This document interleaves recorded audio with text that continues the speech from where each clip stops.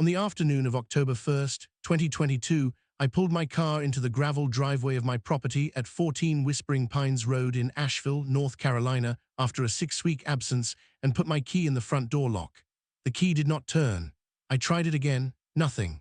I walked around to the back door and tried the same key, nothing. I tried the side gate that led to the rear deck. The lock had been changed there too. I stood in my own backyard in the October mountain air trying to understand what I was looking at, and that was when I heard the front door open. I walked back around to the front of the house. Standing in the doorway of my lodge, holding a key that was not mine, was a woman I had met exactly once. She was wearing a zip-up fleece and an expression that I can only describe as the look of someone who has been caught doing something they fully intended to do and have decided in advance that they were right to do it. Her name was Donna Hargrove. She was the president of the Whispering Pines Forest Community HOA, and she was standing inside my house. My name is Catherine Merriweather. Most people call me Cat. I am 61 years old. I am a retired architect. I spent 34 years designing buildings for other people, and in August of 2022, I bought a building for myself, a 1940s forest lodge on 2.4 acres in the mountains outside Asheville, North Carolina, and I want to tell you exactly what happened in the fall and winter of 2022. Because it is a story about property and authority and what happens when someone confuses the two so completely that they walk into another person's home and change the locks. Let me take you back to August. I have spent my entire professional life thinking about buildings, not just their aesthetics, though that matters, but their bones, their history, the way a structure accumulates meaning over the decades it stands. I worked for 34 years as a licensed architect in Charlotte, North Carolina, designing everything from commercial office buildings to private residences to a library renovation in Gastonia that I am still proud of. When I retired in the spring of 2022, I knew I wanted a project, not a small project, a real one, something with history, something that needed work, something that would give me a reason to get up in the morning and use the knowledge I had spent a career building. I found 14 Whispering Pines Road on a real estate listing in June 2022, and I drove up to Asheville on a Thursday to see it in person. The lodge had been built in 1947 by a man named Harold Voss, a furniture manufacturer from Hickory who had used it as a hunting and retreat property for 20 years before selling it in 1968. It had passed through 4 owners since then, the most recent of whom had used it only seasonally and had let certain things slide in the way seasonal owners sometimes do. The roof had been replaced in 2015. The electrical had been updated in 2009, but the wraparound porch was showing its age. Several of the interior walls needed refinishing. The kitchen was a 1987 renovation that needed to be entirely reconsidered, and the creekside deck at the back of the property had boards that I would not have trusted with my own weight. The bones, however, were extraordinary. Old-growth timber framing. Stone fireplace original to the 1947 construction, hand-laid by a mason whose name nobody remembered but whose work was still as solid as the mountain it sat on. Hardwood floors under the carpet that the 1987 owner had installed, which I could see at the edges and which I knew immediately were salvageable. I stood on the porch on that June afternoon and looked out at 2.4 acres of western North Carolina forest and thought, this is the one. I closed on the property on August 4th, 2022. The price was $487,000, which I paid with the proceeds of my Charlotte house sale and a small mortgage. The deed was recorded with Buncombe County in my name. I was the owner of 14 Whispering Pines Road, unambiguously and completely, as of 2:47 in the afternoon on August 4th, 2022. I spent the next 2 weeks there, sleeping in the largest bedroom on a new mattress I had delivered from Asheville, eating takeout from a barbecue place on Merriman Avenue, and walking every inch of the property with a notepad, documenting what needed to be done and in what order. It was the most content I had felt in years. On the morning of August 7th, 2022, 3 days after I closed, my neighbor from across the road knocked on my front door. His name was Frank Delacroix, 68 years old, a retired high school history teacher from Asheville who had lived in the community for 12 years and who had the particular manner of a man who has seen enough of the world to be direct about what he observes in it. He introduced himself, welcomed me to the neighborhood, and handed me a jar of local honey from a farm stand he said he stopped at every week. Then he said, "Can I give you a piece of advice?" I said yes. He said, "The HOA president here is a woman named Donna Hargrove. She's been in this community for 18 years, and she runs it like she owns it. Not just the common areas, all of it. She will come to your door within the week, and she will tell you things about your own property that you did not ask her to tell you. I just want you to know that going in." I thanked him for the honey and the warning. He nodded, said he was across the road if I needed anything, and walked back to his house. He was right about the timeline. On September 3rd, 2022, 2 weeks after I had returned to Charlotte to handle the final stages of my work transition, I received a piece of mail forwarded from my Charlotte address.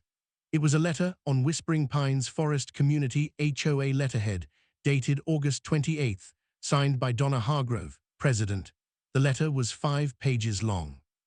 The first page was a welcome letter, warm enough in tone, welcoming me to the community and noting that she looked forward to meeting me at the next HOA meeting.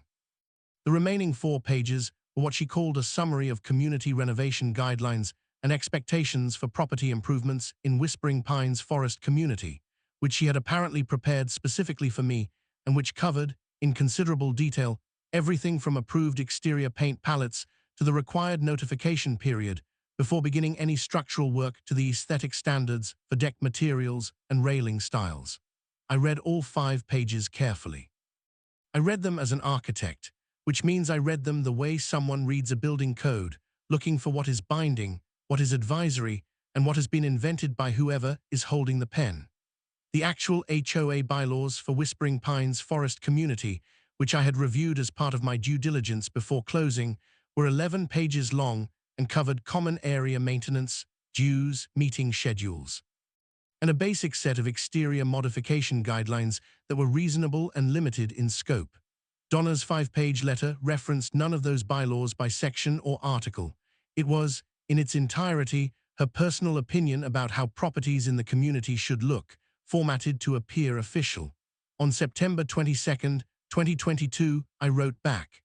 My letter was 1 page. I thanked her for the welcome, noted that I had reviewed the HOA bylaws thoroughly before purchasing the property, and indicated that I would of course comply with all duly adopted community guidelines as set forth in those bylaws. I noted, politely but without ambiguity, that I had not requested renovation guidance and that I would be working with licensed contractors and pulling all required Buncombe County permits for any structural work. I mailed it certified. She signed for it on September 24th. I did not hear back from her before October 1st. I did not need to. What she was doing on October 1st said everything she wanted to say. I want to describe for you exactly what I found when I drove up to 14 Whispering Pines Road on the afternoon of October 1st, 2022, because the details matter and because I think they are important to understand if you are going to fully appreciate what followed. I had been in Charlotte for 6 weeks, longer than I originally planned, because the handover of my final project at the firm had taken more time than expected. I had communicated with no one at the lodge during that period because there was nothing to communicate about. The property was mine, it was vacant, and it was locked, or so I had believed. I had set the thermostat before I left, arranged for a local yard service to mow once, and asked Frank Delacroix to call me if he noticed anything obviously wrong. He had not called, which I took as a sign that nothing obviously wrong had occurred. When I turned onto Whispering Pines Road at approximately 3:45 in the afternoon, the first thing I noticed was Donna Hargrove's white Buick Enclave parked in my gravel driveway. I knew it was her car because Frank had pointed it out to me in August with the same tone he might use to identify a weather front moving in from the west. I parked behind it, got out, and walked to the front door. The key did not work. I tried it 3 times with the careful attention of someone who wants to be absolutely certain before drawing a conclusion. It did not work. I went to the back door. Different lock, same result. Side gate, same result. I stood in the backyard for a moment. An architect spends a career learning to read buildings, to understand what they are telling you through their materials and their conditions. What this building was telling me was that its locks had been recently changed, the hardware was new, the finishes were unweathered, The strike plates were seated differently from how I had left them. I walked back to the front of the house. The front door opened from the inside, and Donna Hargrove stepped out onto the porch. She was in her mid-60s, dark hair cut short, fleece vest over a collared shirt, and she was holding a single key on a plain ring. She held it the way people hold something they have decided they have a right to hold. I looked at the key. I looked at her. I said, "What are you doing in my house?" She said, "I'm glad you're back. I've been monitoring the property." I said, "You changed my locks." She said, "The property appeared to have been abandoned. As HOA president, I have a responsibility to protect the community from properties that fall into neglect." I said, "I have owned this property for 58 days. I have been in Charlotte for 6 weeks managing a work transition. The property is not abandoned. It is mine, and you are standing inside it." She said, "I have a key." I said, "You had no right to make that key." She said, "The HOA has certain authorities in situations of apparent abandonment." I said, "Show me that authority in the bylaws." She opened her mouth. She closed it. I said, "I'm calling the sheriff." She said, "I don't think that's necessary." I was already dialing. Buncombe County Sheriff's Deputy Marcus Webb arrived at 14 Whispering Pines Road at approximately 4:35 on the afternoon of October 1st, 2022. He was thorough and unhurried, and he had the manner of a law enforcement professional who has seen enough property disputes to understand exactly what kind of situation he was walking into. I met him at the end of the driveway, and before Donna could reach him, I presented him with 3 documents I had pulled from my car: my photo ID, the recorded deed for 14 Whispering Pines Road showing my name and the August 4th recording date, and the settlement statement from my closing showing the purchase price and transaction date. Deputy Webb reviewed all 3. He said, "You are the owner of record." I said, "Yes, I have been for 58 days. I explained what I had found when I arrived: the changed locks, Donna's car in the driveway, Donna inside the house with a key she had made to my property.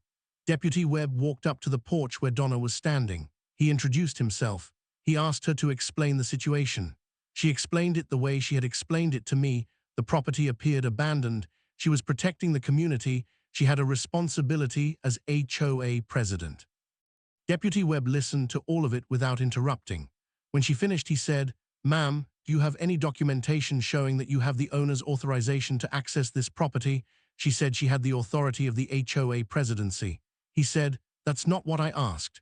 Do you have written authorization from the property owner?" She said the property had appeared abandoned. He said, "The property owner is standing right there. She's been in Charlotte for 6 weeks. That is not abandonment under North Carolina statute." Donna said, "The HOA has certain implied authorities." Deputy Webb said, "No HOA has the authority to enter or rekey a private residence without the owner's written consent. That is not an implied authority. That is a trespass." Donna said, "I was protecting the community." Deputy Webb said, "Ma'am, I need you to give me the key you made to this property, and I need you to leave the premises." Donna looked at him for a long moment.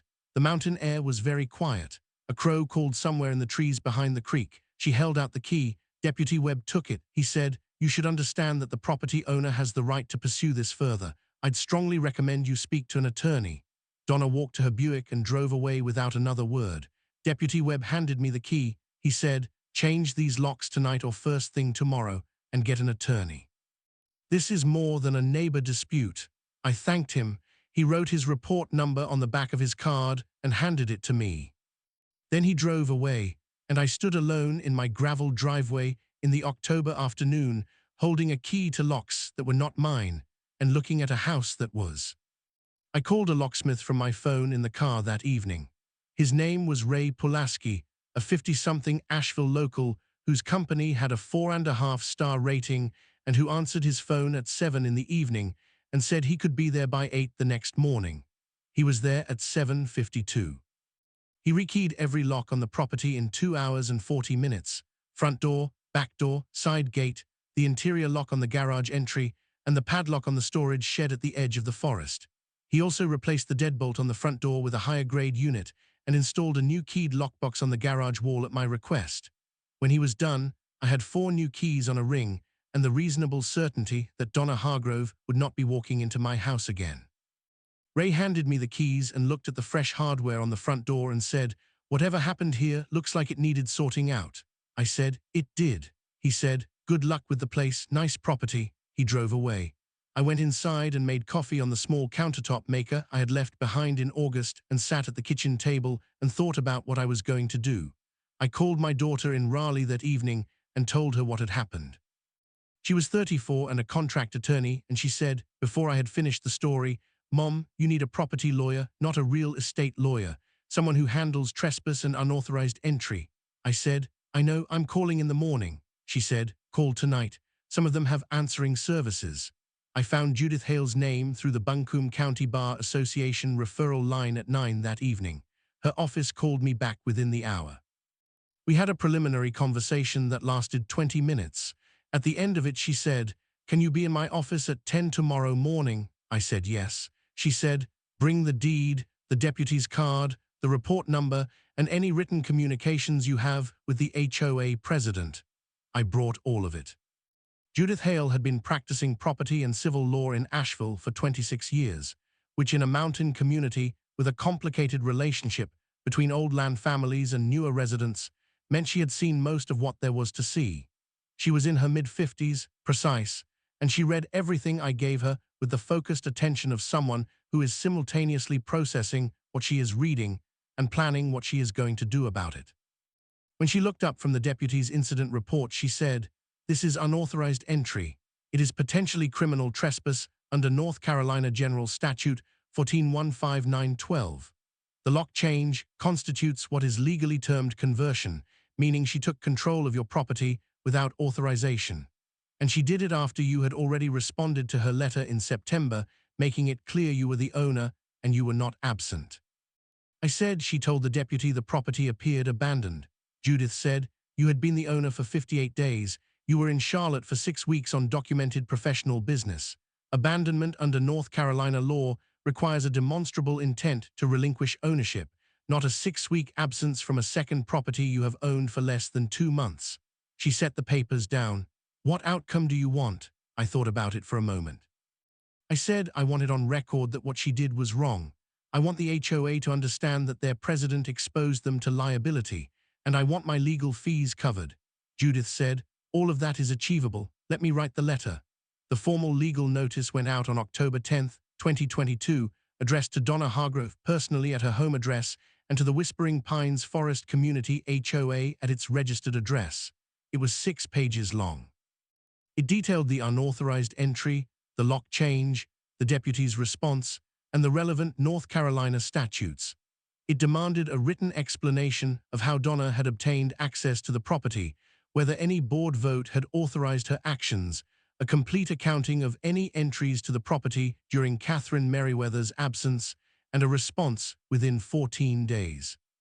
It also included a paragraph addressed specifically to the board members, which noted that if the HOA president had acted without board authorization, the board needed to understand that her actions had nevertheless created potential liability for the association, and that the board's response to this notice would be considered in any future legal proceedings.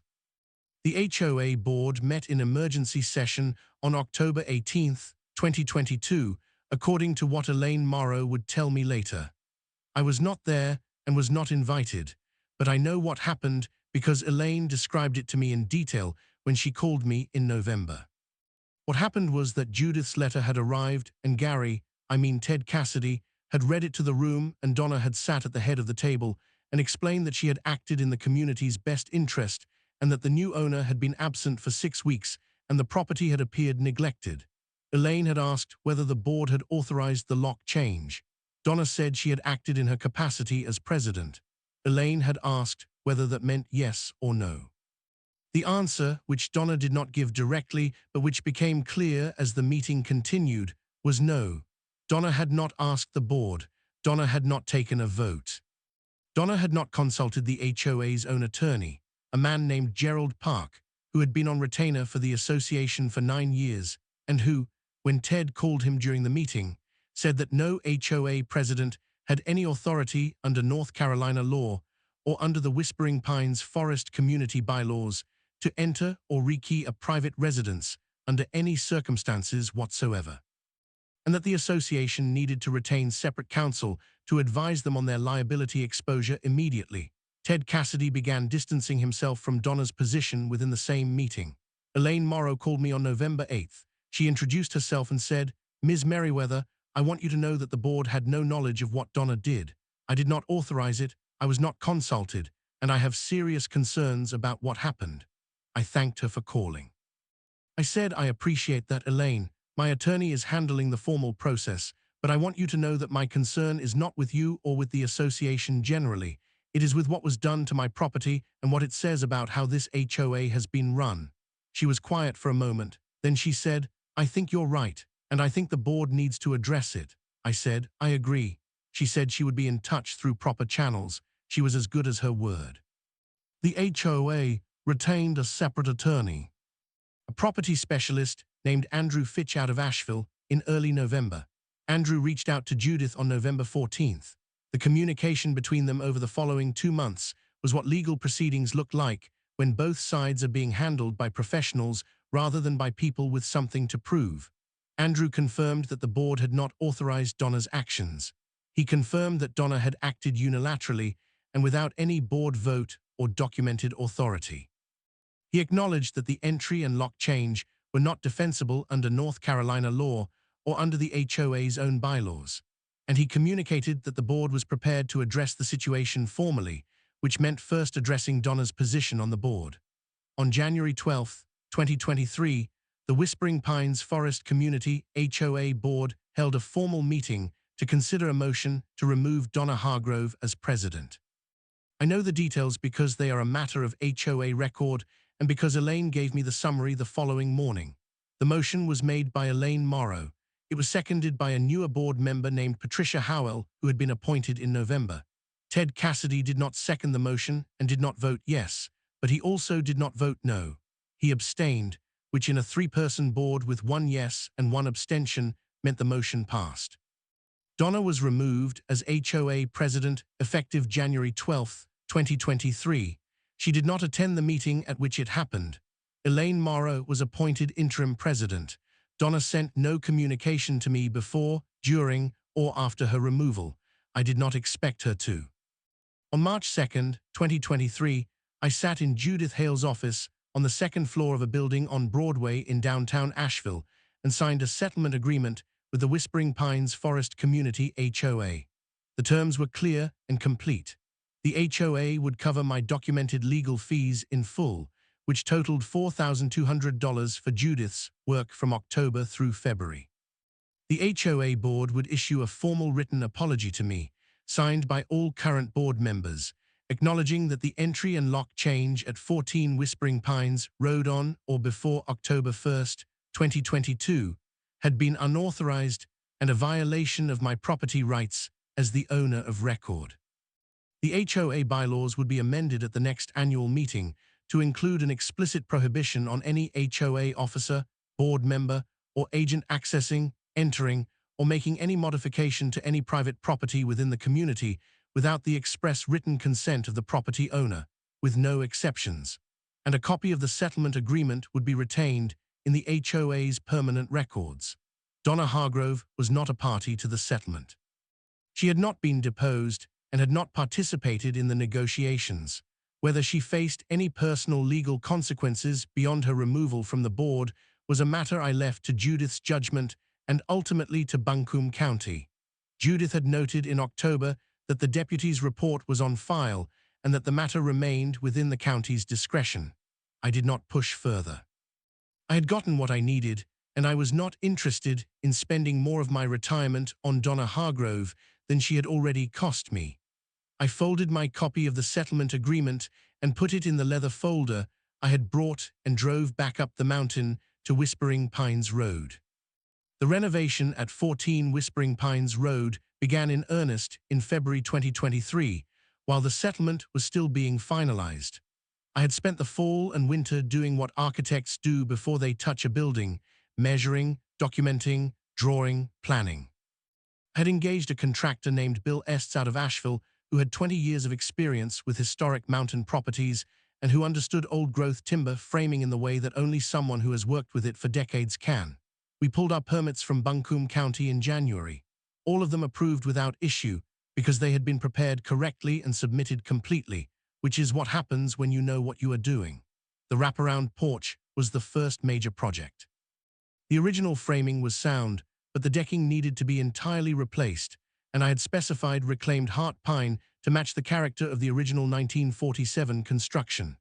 The crew started on the porch the first week of March. On the morning of March 7th, 2023, Frank Delacroix appeared at the edge of my driveway at 7:30 with 2 cups of coffee from the farm stand down the road, the same one where he bought his weekly honey. He handed me one through the car window as I was pulling in. He looked at the crew setting up on the porch and said, "It's starting." I said, "It is." He said, "Harold Voss would have approved." I said, "You know about Harold Voss?" He said, "I know most things about this road. I've had 12 years. He raised his coffee cup. I raised mine. He walked back across to his house and I walked up to the porch to meet the crew. I want to tell you what I think about when I stand on that porch now, because it is not what I expected to think about when I bought this property. I expected to think about the architecture, the timber framing, the stone fireplace, the restoration decisions I was making and why.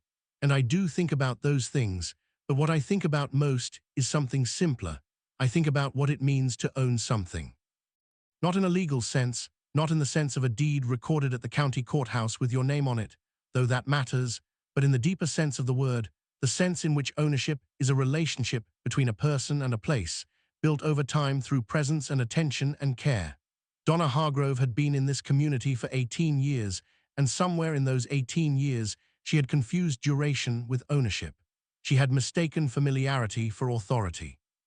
She had decided that her long presence in the neighborhood meant she had a claim on every property in it, including mine, which she had never owned and which I had owned for 58 days before she walked in and changed my locks. That is not how ownership works. It is not how any of it works. The deed has my name on it. The locks have my keys. The porch is being restored with heart pine that I selected from a salvage yard in Weaverville on a Tuesday in November when the mountains were turning, and the air was clean and cold, and everything about the day felt like the beginning of something I had been building toward for 34 years. The creek is still running behind the property. I can hear it from the porch in the morning when the crew hasn't arrived yet, and the forest is quiet, and the coffee is hot, and the mountain does what mountains do, which is simply to stand there and be completely indifferent to everything small. Frank Delacroix was right about the honey from that farm stand. It is exceptional. I buy a jar every week now. Before I go, I want to ask you something. Have you ever bought or moved into a new place and immediately encountered someone who acted like they owned it more than you did? Maybe a neighbor who had opinions about how you should decorate, or a landlord who showed up without notice, or someone who had simply been there long enough that they had confused time with ownership. I want to hear your story. Leave it in the comments below. Every single one gets read. And if this is your first time here, I hope this story found you at exactly the right moment. This channel is for people who know what belongs to them, know how to protect it, and understand that patience and documentation will always outlast someone else's entitlement. Hit subscribe and come back for the next one. The porch light is always on.